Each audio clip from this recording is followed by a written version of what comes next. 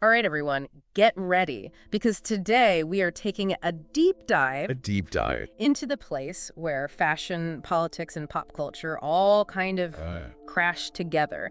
And we're going to be looking specifically at Beyoncé's recent appearance at a Kamala Harris rally.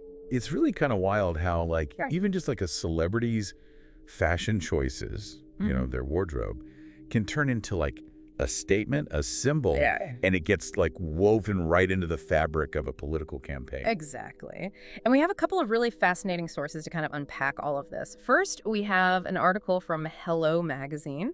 They are Nice. very much focused on fashion, so they're dissecting Beyoncé's outfit choice. Right. We also have live updates from Today News, which is going to give us a really great snapshot of what's happening in the 2024 U.S. election. So we're looking at the very specific and the very broad at the same time. Totally. And by looking at these side by side, we can get a better sense of how these things actually reflect and potentially even influence the bigger picture. Right. Okay, so let's jump right in with that Hello article. They really focus on this very striking blazer dress that Beyoncé is wearing. It's actually a 1,600-pound piece, which is a lot. Yeah.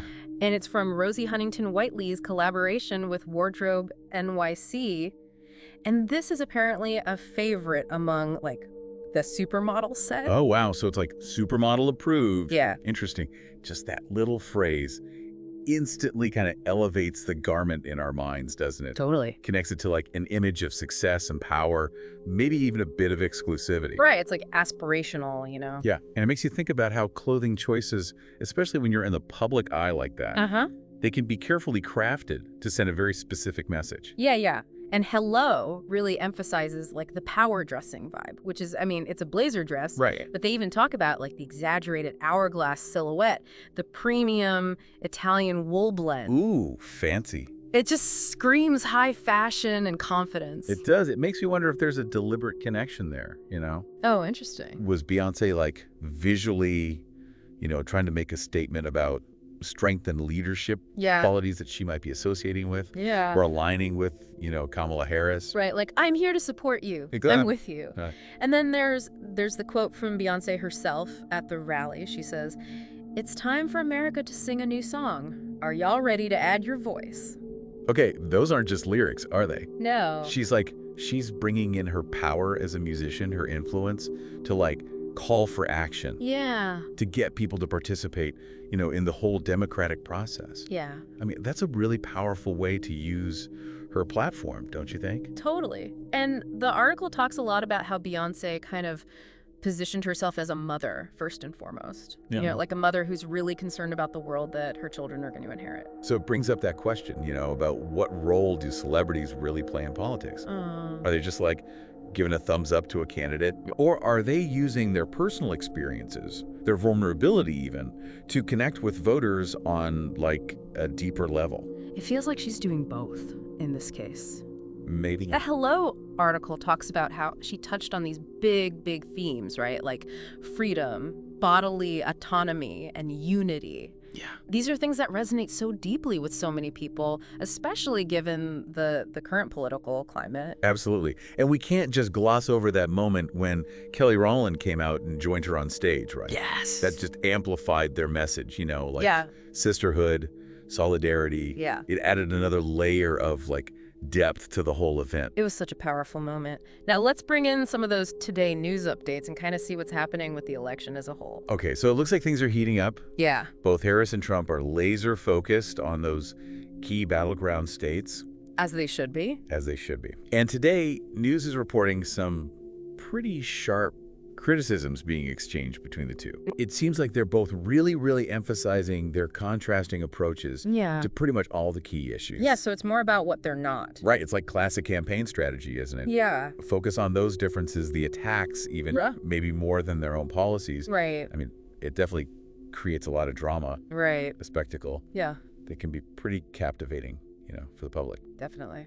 Okay, and speaking of drama, Today News also cited this AP NORC poll, Okay. which found that a lot of voters are actually worried about potential violence after the election and even attempts to overturn the results. Oh, wow. Which is kind of unsettling to think about. I mean, that poll really speaks volumes, doesn't it? Yeah. It points to this feeling, like this fragility in our democratic process. Like, Yeah. there's a lack of faith that the outcome, whatever it is Yeah. going to be accepted peacefully. And that really adds a whole other dimension to Beyoncé's appearance and what it might mean You're right. for this whole election. You're right, because seeing it through that lens, the lens of, all of this tension, Yeah. Beyoncé's support, even though she didn't, come out and say, I endorse this person, it carries a lot of weight. Oh, absolutely. Yeah, right. Especially among those demographics that Harris is really, really trying to reach. Young voters, marginalized communities. Right. These are groups that Beyoncé has massive influence over. So are we saying that her, almost endorsement could be a game changer? It's a possibility we should definitely explore, right? Think about it. It's a tight race. Anxieties are running super high. Yeah. And then you've got this iconic figure like Beyoncé. Yeah. She steps in and aligns herself, even subtly, with one of the candidates. It's got to have some kind of impact, right? Right. Yeah. Yeah, it's a really interesting dynamic to think about, for sure. And then today, news throws in this whole other thing.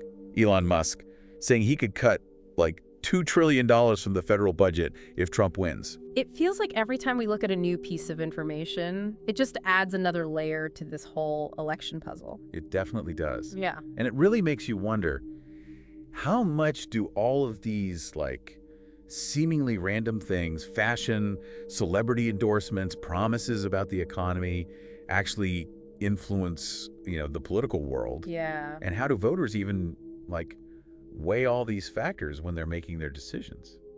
That's complicated. When we were looking at those today news updates, was there anything else that really stood out to you? That AP NORC poll finding that voters are really worried about violence after the election and attempts to overturn the results. Right. That's pretty striking. It points to this underlying sense of unease. People don't really trust that our democracy is all that stable. Yeah, it does feel like everyone's kind of holding their breath, just waiting to see what happens. It's a high-stakes election, that's for sure.